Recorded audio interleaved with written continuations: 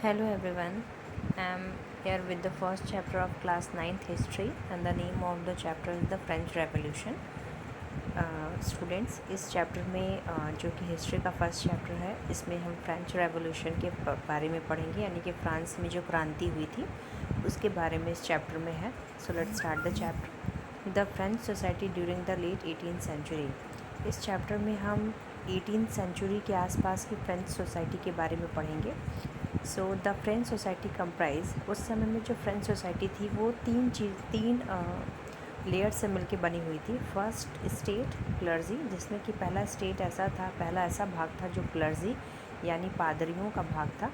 Second state nobility, दूसरा state जो था वो नोबिलिटी था यानी कि राज दरबार में आने वाले लोग जो कुलीन लोग थे. एंड थर्ड स्टेट में big businessman, merchants, court officials, peasants, artisans, landless labours, servants etcetera ये आते थे.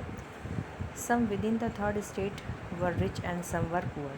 थर्ड स्टेट में कुछ लोग पुअर थे और कुछ लोग रिच थे. The burden on financing activities of the state through taxes was borne by the third state alone. और चूँकि थर्ड स्टेट के ही लोगों के द्वारा ये टैक्सेशन सिस्टम जो था यानी कि जो टैक्स पे करना था वो सिर्फ और सिर्फ थर्ड स्टेट के लोग ही पे करते थे.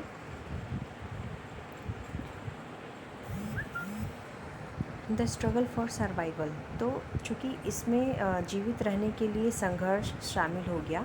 Population of France grew and so did the demand for grain. चूँकि फ्रांस की जो पॉपुलेशन थी वो बढ़ती जा रही थी, इसकी वजह से उन्होंने अनाज की डिमांड करी. The gap between the rich and poor widened, और इसकी वजह से जो अमीर और गरीब थे उनके बीच की जो अंतर था, जो गैप था वो और बढ़ता चला गया. This led to subsistence crisis, जिसकी वजह से एक बहुत ही बड़ा संकट का समय आ गया, आजीविका का संकट आ गया. The growing middle class. This state was educated and believed that no group in society should be privileged by birth. चूँकि ये जो मिडिल क्लास अब ग्रो कर रहा था इसमें पढ़े लिखे लोग थे और उनका ऐसा विश्वास था कि सोसाइटी में किसी भी क्लास को, किसी भी स्टेट को प्रिविलेज यानी छूट नहीं मिलनी चाहिए जन्म के आधार पे. These ideas were put forward by philosophers such as Locke, English philosopher, and Rousseau, French philosopher. और इस तरह की आइडियाज़ को इंग्लिश फ़िलासफ़र जॉन लॉक ने आगे बढ़ाया और फ्रेंच फ़िलासफ़र रूसो ने आगे बढ़ाया.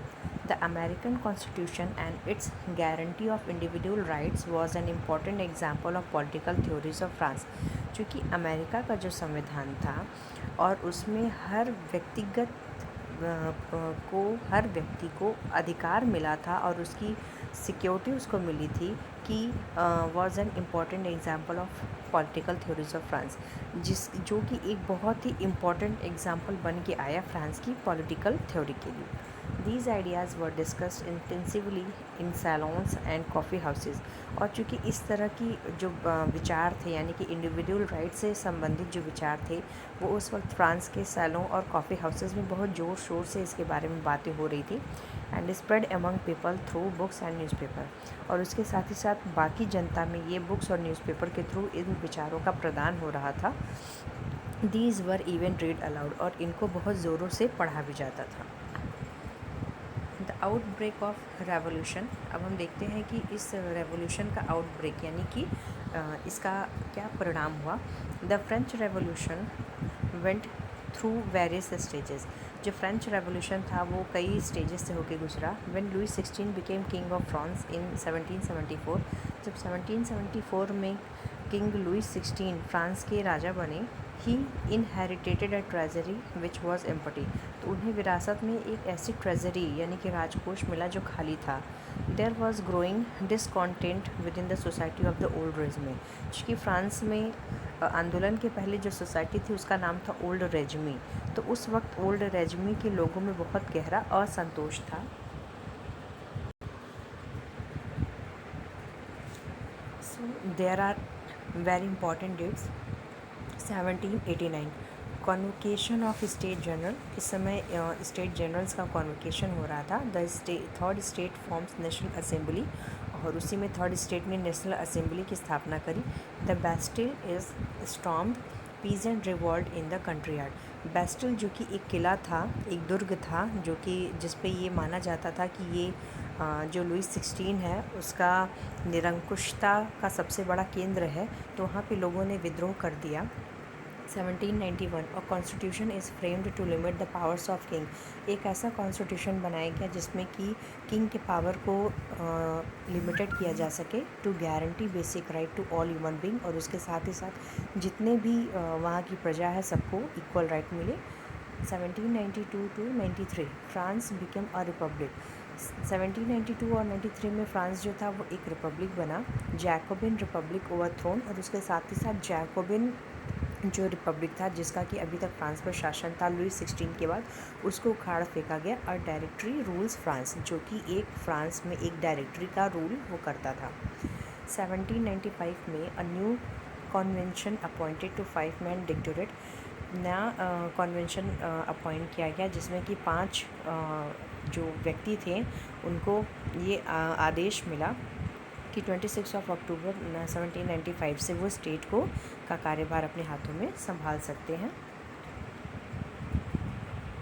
The revolution ends with the rise of Napoleon Bonaparte too. उसके साथ ही साथ जो ये रेवोल्यूशन था, ये जो आंदोलन फ्रांस में चल रहा था वो नेपोलियन बोनापार्ट के उदय के साथ ही वो ख़त्म हुआ।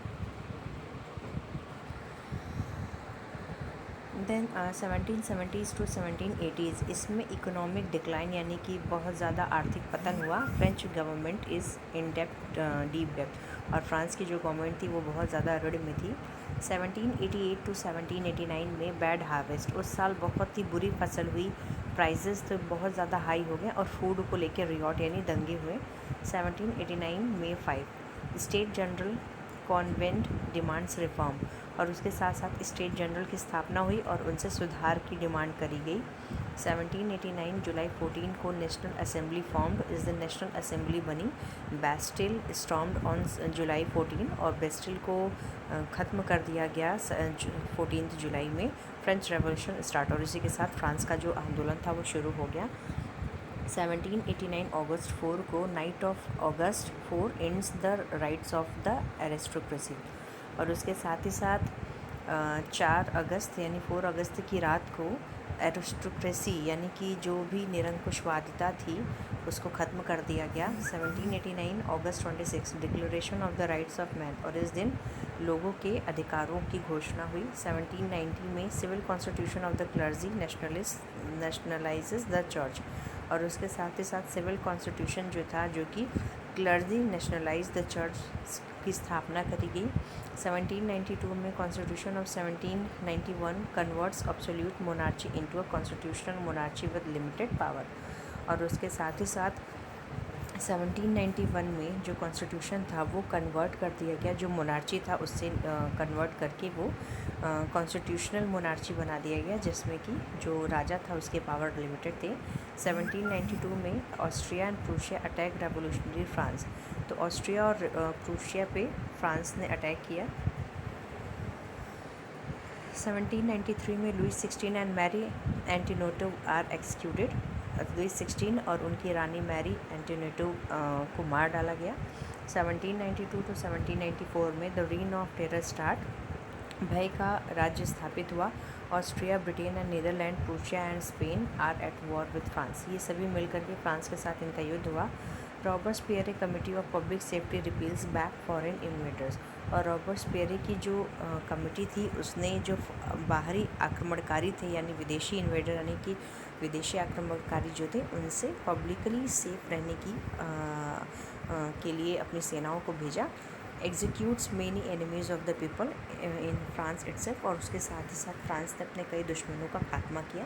1794 में रॉबर्ट्सपियरे इज एग्जीक्यूटेड, रॉबर्ट्सपियरे को हटा दिया गया। France is govern by a directory, France एक डायरेक्टरी के द्वारा गवर्न किया जाने लगा जो कि 5 लोगों की कमेटी थी।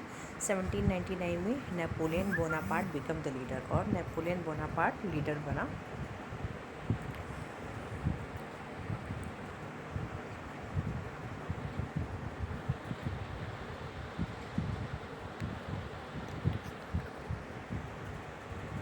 So, women revolution. From the very beginning, women were active participants in the event which brought about so many changes in the France society.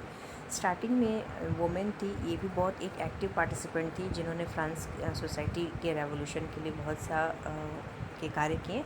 Most women of the third state had to work for a living. बहुत से ऐसी women थी जो third state से belong करती थी, वो अपनी आजीविका के लिए बहुत मेहनत करती थी। Their wages were lower than those of men, लेकिन इनका जो वेजेस था, इनको जो भी सैलरी मिलती थी या मजदूरी मिलती थी, वो मेन के अकॉर्डिंग काफ़ी कम थी। In order to discuss and voice their interest, चूँकि अपने हितों की रक्षा करने के लिए women started their own political club, तो वुमेन्स ने खुद के पॉलिटिकल क्लब्स बनाए and newspapers. One of their main demand was that women must enjoy the same political right as men. Women की जो सबसे प्राथमिक डिमांड थी वो थी कि उन्हें भी मेन के अकॉर्डिंग पॉलिटिकल राइट मिले। Some laws were introduce to improve the position of women, कुछ ऐसे लॉ बनाए गए हैं जिससे कि वुमेन्स की पोजीशन को इम्प्रूव किया जा सके। The struggle still continues in several part of the world, और अभी भी उनकी बहुत से कंट्री के देश के बहुत से भागों में और पूरी दुनिया के बहुत से देशों में अभी भी उनका स्ट्रगल चल रहा था। It was finally in 1946 that women in France won the right to vote, और लास्टली 1946 में फ्रांस की वुमेन को राइट टू वोट का अधिकार मिला। द अबोलिशन ऑफ स्लैवरी, यानी कि दासता का उन्मूलन, गुलामी का उन्मूलन। There was a triangular slave trade between Europe, Africa and America. Europe, Africa और अमेरिका के बीच एक ट्रायंगुलर स्लेव ट्रेड चल रहा था। इन द 18th सेंचुरी में there was little criticism of slavery in France. France की गुलामी पे बहुत से क्रिटिसिज्म चल रहे थे। No laws were passed against it, इसके खिलाफ कोई लॉ पास नहीं किया गया था। इट वॉज इन 1794 में the convention freed all slave, सारे जो गुलाम थे उनको मुक्त कर दिया गया। बट 10 ईयर लेटर, लेकिन 10 साल बाद स्लेवरी वॉज री इंट्रोड्यूस बाई नेपोलियन, लेकिन नेपोलियन के राज्य में वापस से जो गुलामी थी वो वापस से आ गई। It was finally in 1848 that slavery was abolished in the French colonies, और 1848 में फाइनली फ्रेंच कॉलोनीज से स्लेवरी यानी गुलामी को ख़त्म कर दिया गया। The revolution and everyday life, आंदोलन और दिनचर्या। The years following 1789 in France saw many changes in the lives of men।